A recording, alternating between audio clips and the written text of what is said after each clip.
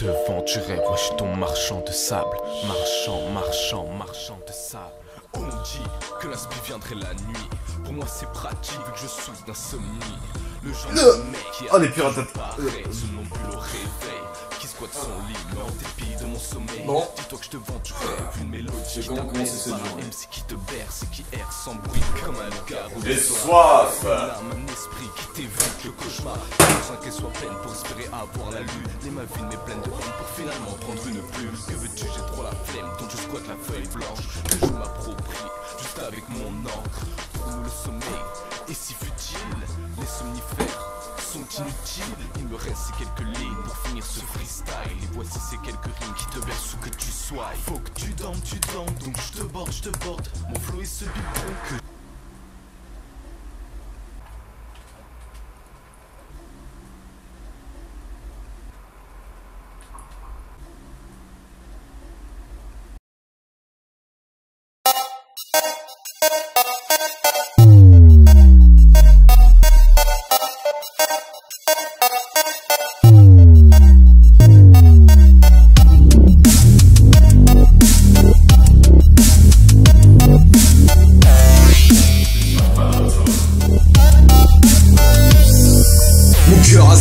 que la raison ne connaît pas. Ici je parle pas d'amour mais seulement de désespoir. Qu'importe ce que je me démonte, je reviens au point de départ. Pour combattre mes démons, faudrait que je pense à me débattre. Mais j'ai la flemme de le faire. La paresse m'adore, ouais c'est l'inverse. C'est du pareil au même donc je m'accorde.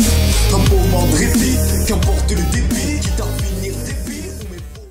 Eh bien bonjour, bonsoir, salut à tous, ici Riger. On se retrouve aujourd'hui pour la review du scan 760, un scan que j'ai apprécié. Mais avant ça,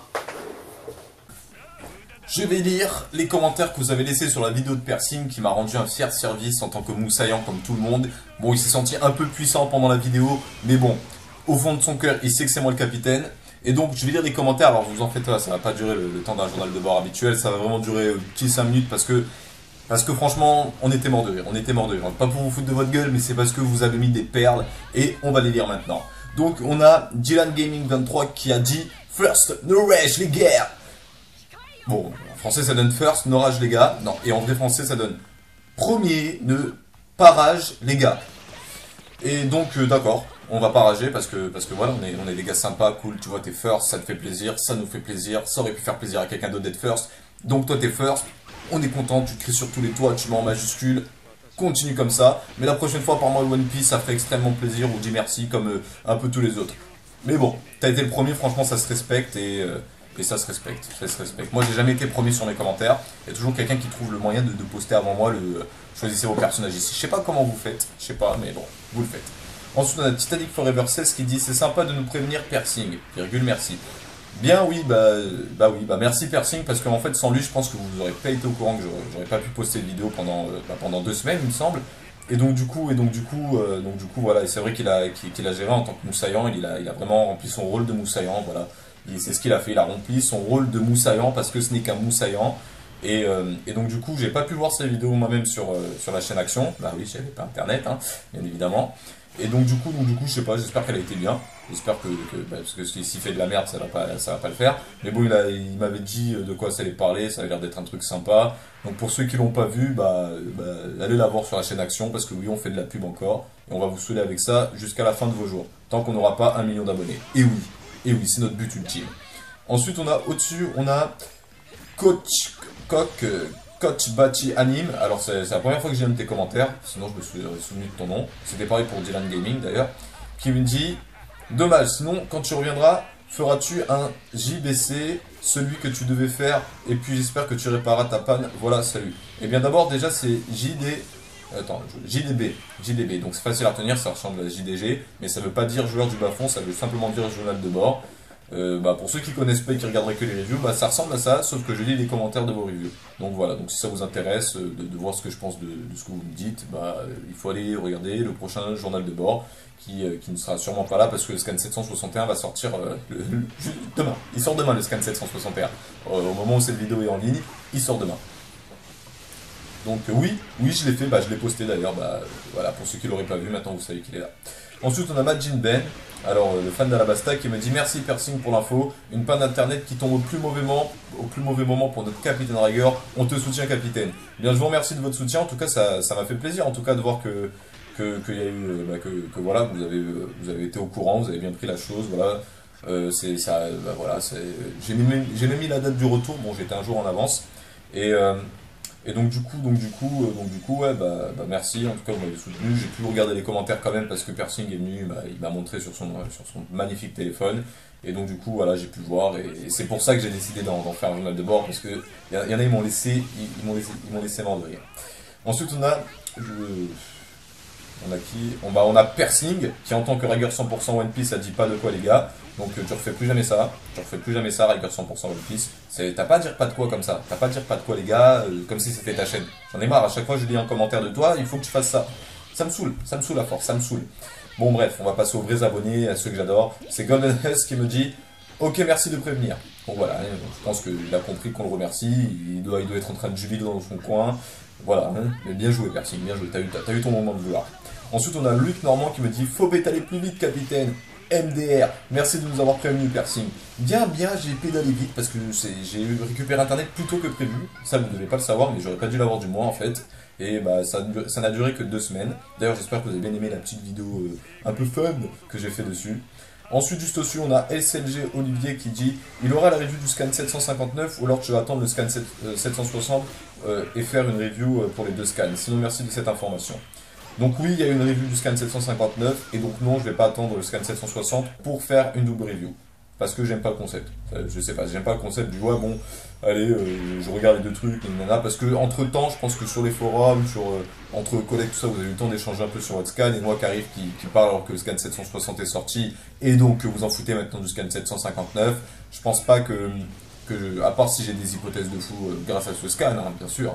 Là par contre j'aurais été obligé de partager, mais bon, j'ai pu poster le 759 qui a pas été au top d'ailleurs, parce que je l'ai fait, j'ai dû le faire avec les moyens du bord, hein, et j'ai pas aimé, c'est pour ça que là cette review là je vais me donner à fond, je vais donner tout mon pouvoir de capitaine, je vais me donner, et donc j'espère que vous allez apprécier cette review.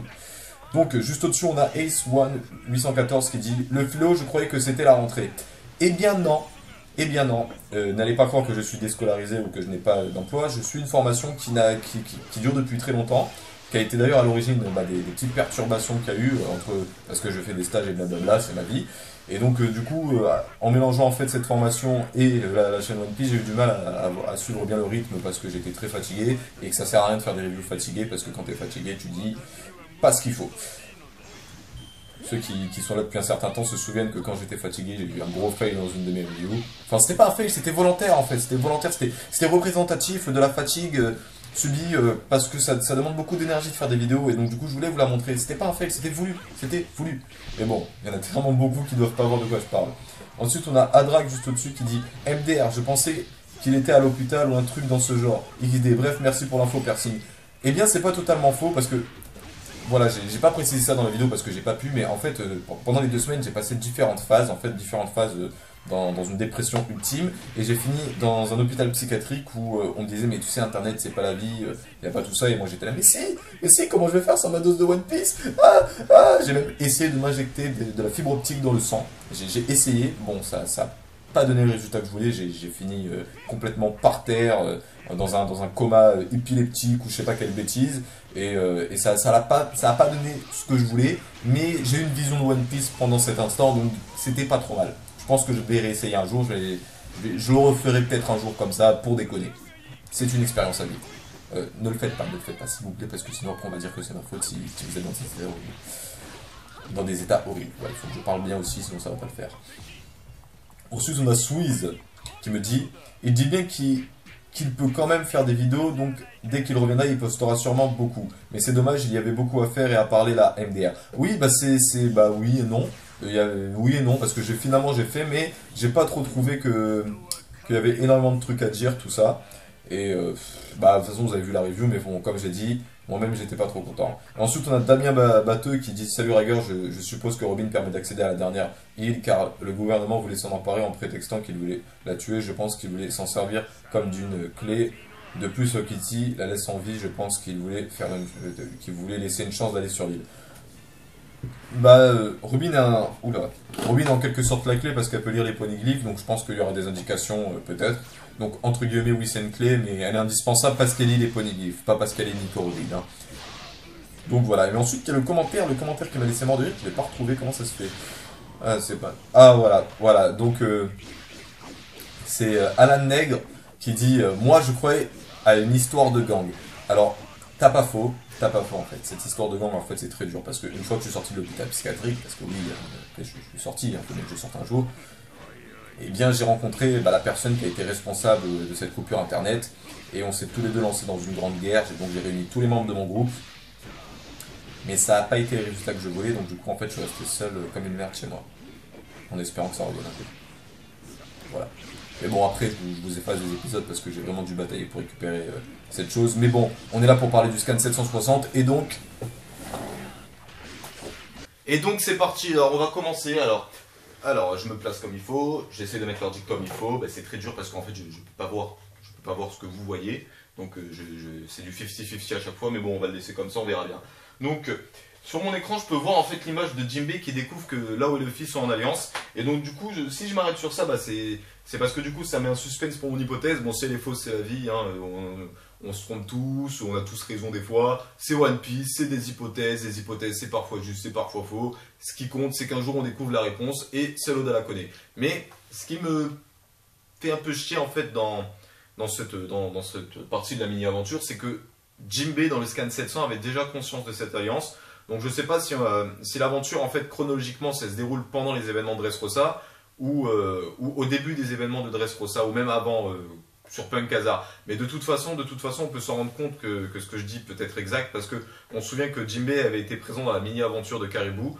C'est lui qui l'avait amené à la base du G5. Alors pour ceux qui n'auraient pas fait attention à ce détail parce qu'ils suivent pas les mini-aventures ou qu'ils auraient oublié, voilà je le précise, au moins comme ça, s'il y a des ignares, ils sont satisfaits, ils font ah tiens c'est vrai. Et d'ailleurs je conseille en fait à tout le monde d'aller sur le site La Volonté du Dé. Alors je ne fais pas de pub parce que j'aime spécialement ce site ou parce qu'ils m'ont demandé, mais c'est parce que grâce à eux en fait vu que j'ai commencé les scans plus tard, alors c'était quand c'était une pull down, j'ai vraiment commencé les scans parce que j'avais déjà quelques tomes, regardé quelques tomes, tout ça, mais je suivais l'anime parce que l'anime c'était l'anime quoi, donc voilà, j'étais dans cette période où je préférais l'anime tout ça, mais en regardant les scans, en fait, j'ai découvert des mini-aventures.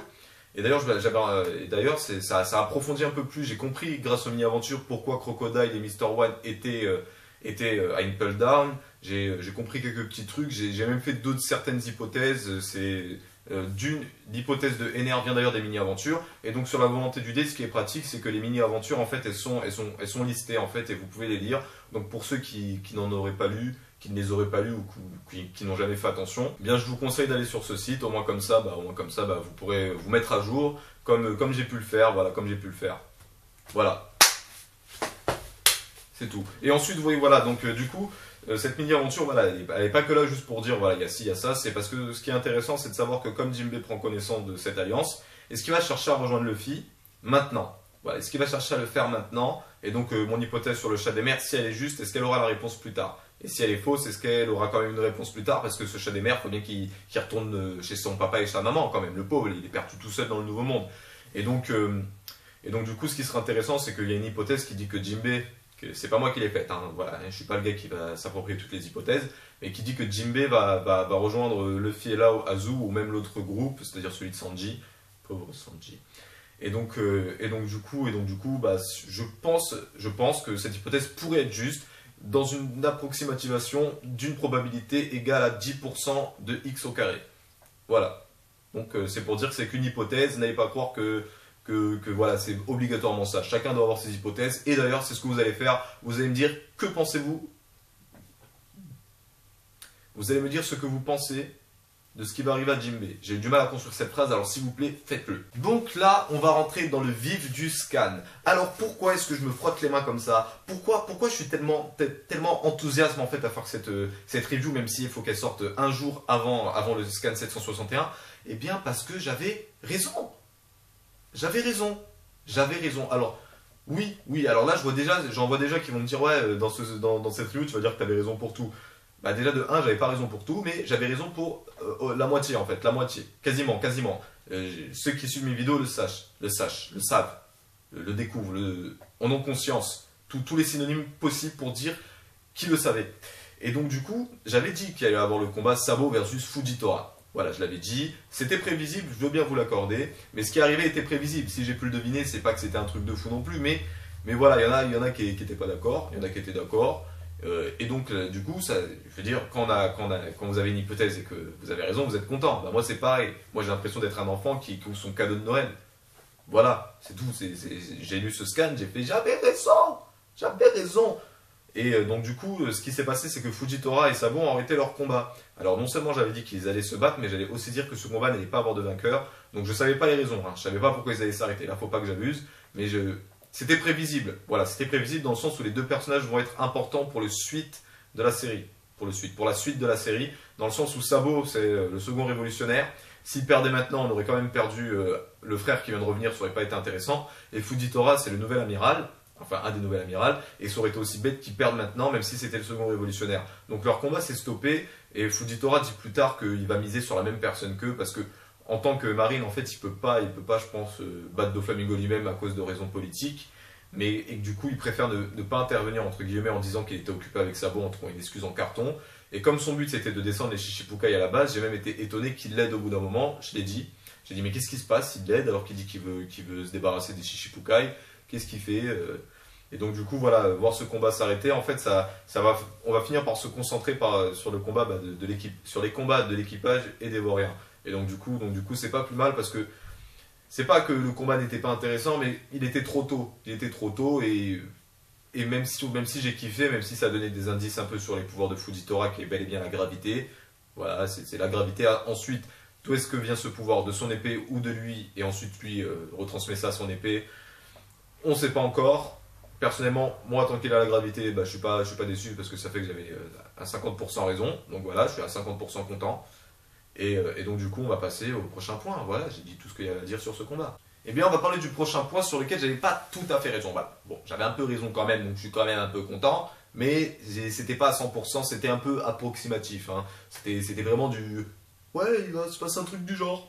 C'est ce qui s'est passé. En fait, le peuple a donc fait son fameux speech avec le roi. Donc un speech, voilà, en fait c'est là où je me suis trompé, entre guillemets, c'est qu'un speech c'est quelque chose de long, où il y a vraiment un échange entre les deux, où les deux discutent pendant au moins 5 pages. 5 pages remplies que de dialogue, hein, c'est-à-dire même pas un peu de scène où genre le gars il fait un petit coup, un petit geste. Et donc du coup je pensais vraiment qu'il allait avoir un gros échange où le peuple allait plus exprimer son ressenti sur les événements qui sont en train de se dérouler. Et du coup, il y a eu juste un petit truc du style notre roi, aidez-nous, un peu comme je l'avais dit, hein, vite fait. Et donc, du coup, ça fait que Kinemon et Ganjuro, Usopp, Viola, Tank et le roi Riku sont maintenant libérés. Alors ensuite, qu'est-ce qu'ils vont faire? Alors là, je peux rejoindre l'hypothèse du Kinemon et Ganjuro vont donc aller affronter Trebol, ce serait tout à fait possible. Ou est-ce qu'ils préparent quelque chose d'autre? Est-ce qu'ils vont faire une autre sorte d'intervention, un peu comme a fait Usopp, c'est-à-dire être juste du soutien? Est-ce que Usopp va se diriger tout simplement vers Trebol pour prendre une sorte de revanche, cette fois-ci avec les samouraïs, en préparant une sorte de plan? Ou est-ce qu'ils vont faire un truc qui a complètement rien à voir, parce qu'il ne faut pas oublier Burgess? D'ailleurs, quelqu'un m'avait mis une hypothèse sur Burgess en me disant qu'il était possible que Burgess tombe sur Koala pour se venger d'elle. Bon, dans ce cas, on a pu voir que Koala était avec Sabo, donc désolé abonné, mais bon, c'était ton hypothèse, voilà, je respecte, j'étais peut-être même d'accord, ça m'aurait pas étonné, mais c'est pas ce qui est arrivé. Mais, en regardant la vidéo, j'ai fait une hypothèse, une autre hypothèse comme ça. Est-ce que Burgess va pas arriver maintenant que Sabo et Koala sont écartés des autres personnages? Est-ce que Burgess va pas en profiter pour sortir de l'ombre en disant bon, t'as mangé le fruit de Ace, mon capitaine il le veut, donc je suis désolé mon ami, mais tu vas décéder? Ce serait possible, ce serait très logique, parce que c'est vrai que Burgess, on sait toujours pas où il est au final. Et en plus, je l'avais dit au bout d'un moment, ouais, ça remonte à longtemps quand je l'ai dit, j'ai dit qu'il pourrait très bien se battre face à Sabo pour récupérer ce fruit des flammes, ce Mera no Mi, je sais même pas comment on dit fruit en anglais, putain quel con. Et donc voilà, et donc je reviens sur cette hypothèse, j'en profite, voilà, maintenant que c'est de nouveau possible, je rebondis dessus, c'était une vieille hypothèse que j'avais, pour ça il faut me suivre depuis un certain temps, mais moi je ne sais plus à quelle review je l'ai faite, et donc voilà, mon hypothèse est faite. C'était quand Burgess et Diamante se sont battus face à tous les pirates qui étaient libérés, c'est là où j'ai fait cette hypothèse. D'ailleurs j'ai juste un petit truc à faire, ça m'a un peu fait sourire, dans le sens où le peuple il est arrivé genre en attrapez-les, ligotez-les, emprisonnez-les, pour un scan après, les libérer. C'est pas mal ça, c'est pas mal. C'est pas mal. Je devrais penser à le faire quand je vais voir un collègue, je rentre chez lui, je le séquestre, je l'enferme dans sa chambre et tout. Et ensuite je le libère, je lui dis bon, viens on joue à la PS3. Faudrait que je teste un jour. Fais gaffe à toi, Persing. Donc ensuite on rentre un peu dans le combat de l'arc. Dans le combat de l'arc, faut le dire. Luffy, Lao, Doflamingo, bon Trebol, bon je sais pas ce que tu fais là, mais t'es là. Donc Doflamingo, Trebol, Lao, Luffy, c'est un peu le combat de l'arc. Je veux dire, c'est là où il va y avoir un peu l'épilogue de cet arc. Oui, j'utilise des mots scientifiques, des mots un peu complexes de temps en temps pour faire croire que je suis intelligent. Ouais, parce qu'il faut bien que je le fasse croire. Et donc du coup, il y a quand même un petit échange de coups que j'ai trouvé assez dynamique en fait, mais ça m'a un peu fait rire. C'est qu'au début, j'ai pas trop compris pourquoi Lao prend le coup, parce qu'il voit le coup arriver, il bouge pas. Bon, j'ai re-regardé le scan et pour ceux qui n'auraient pas compris, c'est juste Trebol qui a attrapé son pied avec sa colle. Voilà, faut pas oublier que Trebol a les fruits de la colle et qu'il a collé Lao. D'ailleurs, ça m'a étonné que Trebol puisse pas se reconstruire. Lao dit qu'il pourra pas le faire, mais j'ai pas trop compris pourquoi en fait, parce que c'est un Logia, il devrait pouvoir, mais peut-être que Lao a utilisé du haki ou quelque chose comme ça. Mais bon, si ce serait le cas, il devrait. Bah non, son fruit c'est de couper sans blesser. C'est vrai, faut pas que j'oublie. Et donc du coup, il y a quand même un échange de coups assez dynamique, où malheureusement on voit Bellamy en fait un peu comme sa marionnette, voilà, je l'avais dit lors de la review précédente.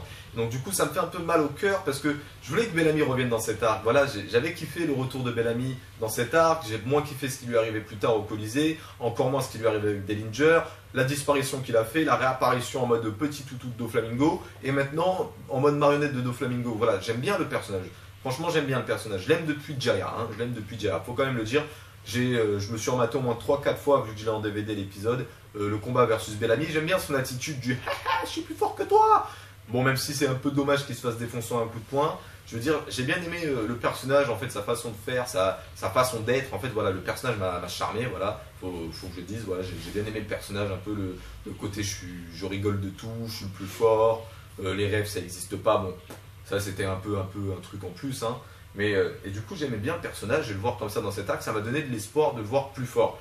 Je dis pas qu'il est fait parce que je fais partie des gars qui pensent que Bellamy a bel et bien trouvé le point faible de Bartholoméo, ce qui était le cas, parce qu'il a réussi à l'attraper, alors que Bartholoméo on le connaît pour le fait qu'il est toujours derrière ses barrières, à part quand il ne peut pas en faire, justement, qui était, je pense, son point faible lorsqu'il se battait au Colisée. Et donc du coup voilà, je pense qu'il a tout simplement pas eu d'occasion de briller, parce qu'à chaque fois il est tombé au mauvais moment, il n'a pas été chanceux, je veux dire, face à Dellinger, il s'est même pas battu, en fait, il voulait mourir à ce moment-là, il le dit lui-même, il dit « ah, laisse-moi crever, Doflamingo il veut pas de moi de toute façon ». Et donc du coup, est-ce que le personnage va faire un comeback? Est-ce que ce serait pas étonnant qu'au bout d'un moment, Bellamy trouve le moyen d'arrêter le contrôle de Doflamingo? Alors je sais pas comment, par la force de la volonté, parce qu'il débloque le haki, parce qu'il a un fruit du démon et qu'il s'en sert et que ça lui permet, je sais pas, de changer la structure de son corps, une bêtise comme ça. Mais est-ce qu'il va pas réussir à faire un retournement de situation dans ce combat qui a mal commencé pour Lao et Luffy, il faut le dire quand même. Au début ils étaient contents, ils ont fait leur Red Hawk et leur découpage de Trebol, pour ensuite se prendre 5 fils dans le torse et un coup de pied dans la face plus un coup d'épée dans le ventre. Donc ils sont en mauvaise posture, donc c'est un peu normal, moi ça m'étonne pas, je veux dire, c'est quand même un shonen, hein. Ils affrontent le big boss, ils vont pas gagner en 6-4-2 quoi. Et donc du coup j'espère juste que Bellamy va avoir ce comeback, parce que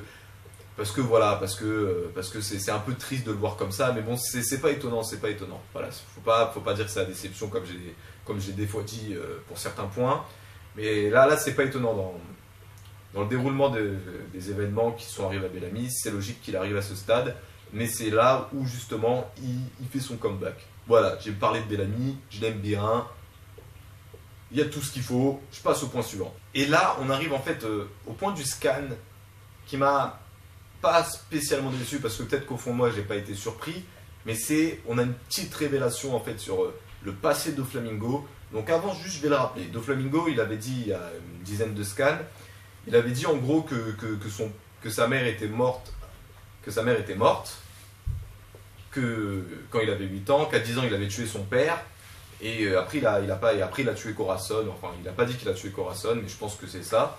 Et donc du coup, je pense qu'on s'était imaginé quand même un passé de badass, en fait un peu différent de la caricature du méchant, dans le sens où voilà, là je vais utiliser le terme caricature, je pense un certain nombre de fois. Pourquoi? Et du coup, je m'étais imaginé quand même un passé assez badass où on va découvrir un personnage de Doflamingo qui a quand même eu des événements un peu tristes pour lui, c'est-à-dire où on peut compatir, où on peut comprendre le personnage, qui peut d'ailleurs aider à ce qu'on l'apprécie plus, dans le sens où au final il est devenu méchant parce qu'il lui est arrivé des trucs. C'est-à-dire, c'est un peu le concept du le méchant n'est pas méchant, c'est juste qu'avant des gens ont été méchants avec lui. Alors j'ai oublié le vrai terme, mais il y a quelque chose de ça. On justifie le mal qu'on fait par le mal qu'on a subi. Je pensais qu'on allait tomber sur un méchant comme ça, un peu comme Arlong, mais juste plus directement, dans le sens où Doflamingo c'était quand même le Chichipukai que personne n'avait, qu'on n'a pas affronté, qu'on connaissait pas son passé, qu'on savait pas ce qu'il était, qu'on savait pas ce qu'il faisait. Voilà, c'était un peu le plus mystérieux. Hein. Je dis pas qu'il était meilleur que Mihawk, mais voilà, Mihawk, on connaissait un peu, meilleur sabreur, cible de Zoro, plus puissant, épéiste au monde. Voilà, c'était un peu ça. Et Doflamingo, c'était un peu c'est un Chichipukai. On n'a pas encore eu beaucoup d'informations sur lui, donc voyons voir ce qu'il va nous réserver. Doflamingo, il faut savoir, c'était, voilà, là je suis obligé de dire le terme c'était mon troisième personnage préféré. Mais ce qu'on a appris sur lui dans ce scan, en fait, ça me l'a fait descendre. Alors, je sais pas quel top, hein. Je compte pas faire des tops parce que il y a juste Ener Crocodile, c'est sûr. Les autres, c'est vraiment du ouais, bon, je t'aime bien, alors je te mets dans le top, hein, parce que j'ai pas fait une liste approfondie avec des critères à aborder. Mais en général, j'aime bien les personnages nerveux. Voilà, je vous le dis. Et Doflamingo, là, il est descendu parce que il nous a expliqué son histoire. Alors, sa mère est morte d'une maladie. Parce que son père, en fait, c'était un ancien dragon céleste, mais son père a décidé d'avoir une vie modeste, hein, c'est-à-dire de vivre parmi les humains normaux. Excusez-moi, s'il vous plaît, Seigneur, Ener, Dieu Usopp, qui tu veux, s'il vous plaît, ne me corrigez pas dans les commentaires, je vous en supplie. Et donc du coup, là, j'ai vu son passé, voilà, ma mère est morte, bon d'accord, à partir de là, ça va. Parce que mon père a décidé d'avoir une vie modeste, de vivre parmi les humains. Et en fait, on a découvert un Doflamingo qui était juste un enfant pourri gâté. Voilà, faut que je dise ça. C'est un enfant pourri gâté qui était en fait méchant depuis la naissance. Ce personnage Doflamingo est méchant depuis la naissance. Là, c'est de la caricature à l'état ultime. Déjà, il a dit la phrase « Je veux détruire le monde ».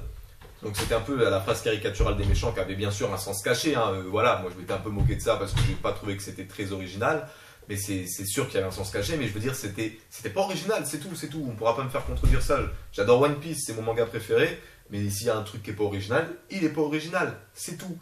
Et donc là, vraiment, le Doflamingo, en fait, je suis en train de voir en fait un personnage que je risque de détester, mais j'ai vraiment l'impression que Oda, en fait, voilà, c'est la question que je me pose. Est-ce qu'Oda aurait pas fait exprès, en fait, de lui mettre un passé comme ça, un passé de crapule quand même, un passé de méchant caricatural, juste pour qu'on le déteste un peu plus? Parce que si on a qui me disent qu'ils apprécient encore plus Doflamingo après ça, je comprendrai pas. Je dirais pas que c'est nul, qu'ils se trompent, tout ça, mais je comprendrai pas. Faudra m'expliquer. Si on a encore qui croient fermement que Doflamingo est un personnage stylé, bon, je vais en revenir à la fin, je vais synthétiser tout ce que je dis. Faudra me dire son passé et son but, non. Voilà, son passé, son but, non. Ensuite, le personnage, je trouve juste sa prestance, son attitude, son pouvoir, sa façon de faire, je sais pas, tout ça, je trouve ça stylé. Mais le background qui arrive derrière, c'est-à-dire l'histoire et le but, le passé, tout ce que vous voulez, c'est-à-dire ce qui complète le personnage, ce qui explique le personnage dans l'univers One Piece, moi je n'apprécie pas. En fait, je préfère plus le Doflamingo du présent, du présent et pas... C'est compliqué, je préfère, voilà, j'ai dit, je préfère juste son attitude, son pouvoir et tout le reste que vraiment son passé, ses motivations, tout ça, parce que je les trouve vraiment très bof, voilà, je les trouve très bof, faut que je le dise. Donc il est passé 4ème, alors je sais pas c'est qui va devenir 3ème, c'était qui déjà le 4ème? Donc c'était Ener, Crocodile, bon, Doflamingo, et après Doflamingo, j'avais mis qui? Sanji, je sais qu'il était 5ème. Non, c'était Wiper le 5ème, et Sanji, alors maintenant c'est Sanji, bon, Sanji t'es passé 3ème, voilà. Alors, quoique non, je peux pas mettre Sanji 3ème, il mérite pas d'être dans le top 3 avec ce qui se passe en ce moment. C'est complexe, je vais méditer sur tout ça. Et donc voilà, j'étais un peu déçu, voilà, il faut que je le dise, voilà, j'ai kiffé la première partie, après l'échange de coups j'ai kiffé, mais vraiment les 2 dernières pages, juste Doflamingo qui dit ouais j'ai subi des trucs de fou, non, j'aime pas le Doflamingo enfant, c'est un enfant que t'avais envie de tarter, quoi. Par contre, et aussi c'est surtout la raison pour laquelle c'est plus un dragon céleste. Donc j'ai un peu parlé de ça parce qu'il a tué son père. En fait, je pense que son père était toujours un dragon céleste. Je pense qu'il était toujours un dragon céleste et le fait que Doflamingo l'ait tué, ça a été pris comme une trahison en fait, dans le sens où même s'il vit parmi les humains, il a pas perdu sa notoriété de dragon céleste. Et donc voilà. Et donc voilà. Donc voilà, je suis déçu, je vais pleurer dans mon coin, ce soir je vais en faire des cauchemars, voilà, merci Oda. Et donc cette review va se terminer en fait sur une petite hypothèse à laquelle j'ai pensé pendant que je débattais sur ce scan. Ça va tout simplement traiter de Trebol et de Corazon. Alors pourquoi? Parce que Trebol c'est un peu la personne qui est aux côtés de Doflamingo. Pourquoi? Enfin c'est pas un peu, c'est la personne qui est restée aux côtés de Doflamingo parce que là elle allait venir. Donc je balance une hypothèse un peu à la Walou, à la One Again, comme tu veux, un peu en mode Nawak. Et pourquoi ce serait pas Trebol qui aurait tué Corazon? Pourquoi pas? Pourquoi pas? Enfin, je pencherais plus en fait pour le Doflamingo, parce que c'est son frère quand même. C'est son frère, donc je pense que ce serait plus significatif si c'est lui. Mais pourquoi est-ce que Trebol aurait pas été impliqué? Est-ce qu'il aurait pas été un peu responsable? Est-ce qu'il aurait pas fait quelque chose par rapport à Lao lui aussi? Parce qu'il dit quand même dans le scan qu'il s'occupait de Lao. Donc est-ce qu'il aurait pas été quand même responsable de quelque chose? Donc voilà, donc c'est la fin de cette hypothèse. De cette review. Donc voilà, je suis de retour. Scan 761, je t'attends avec impatience. J'espère qu'on verra les combats des autres parce que je les attends plus que l'air de rien que celui de Luffy Doflamingo parce que je sais que tu le gardes pour la fin, le combat Luffy Doflamingo. Donc ça sert à rien de me dégoûter avant. Mais bon, enfin de me dégoûter, de me mettre un combat que je sais que je vais kiffer mais qui va se faire couper au bout d'un moment. Et donc voilà, c'est la fin de cette review. Sur ce, je vous souhaite bonne journée, bonne soirée, bon après-midi, bon verre d'eau, bon gel douche, bon verre de lait. Et aussi, bon se faire sur internet et profitez bien de tous les sites merveilleux qu'il y a sur internet parce que le jour où vous en êtes coupé, vous êtes dégoûté. Et donc sur ce, je vais aller regarder des vidéos d'art contemporain où ce sont des femmes exclusivement qui le font parce que ça fait 2 semaines que j'ai pas pu le faire. Et donc sur ce, c'était Rager, je vous dis à la prochaine pour une prochaine vidéo. Et aussi, voilà, le dernier épisode de World Raid est sorti. Donc je veux pas que vous le regardiez, hein. Enfin, regardez-le si vous avez envie, parce que j'ai trouvé quand même que la fin était assez stylée, moi j'ai bien aimé la fin, hein. Et je vais juste faire un journal de bord édition spéciale avec pour gameplay le mode Colisée. Avec pour gameplay le mode Colisée parce que j'ai un gameplay en rap, parce que j'ai mal enregistré un épisode malheureusement. Et donc du coup, j'attends d'avoir en fait des commentaires, histoire de pouvoir débattre un peu sur le jeu, faire une sorte de synthèse dessus, dans le sens où, ok le jeu était beau, mais est-ce qu'il valait le coup? Voilà. Pour moi, la réponse est non. Voilà, je vous le dis tout de suite, c'est pas vraiment du spoil. J'ai déjà donné mon avis lors du dernier épisode, il me semble. Et aussi tout au long du jeu, voilà, il y a vraiment juste l'épisode 9 et l'épisode final qui m'ont fait un peu kiffer en fait. Et donc voilà. Donc sur ce, voilà, là c'est vraiment la fin et allez à la prochaine.